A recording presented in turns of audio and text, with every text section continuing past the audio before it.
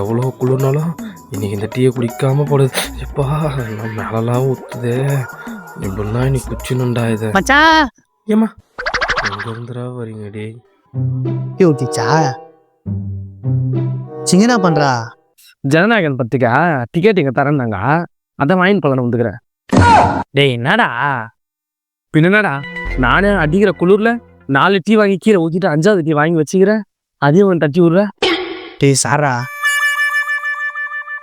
மச்சா பில்லியன்ஸ் கிளாஸ்க்கு என்ன போறீங்கன்னா? டேய் நானே குளிர்ல நடுங்குன்னு இருக்கிறேன், என்னை வெறி எத்தனை சுட சுட டீ வாங்கி மூஞ்சில ஊற்றி அனுப்ப போடா.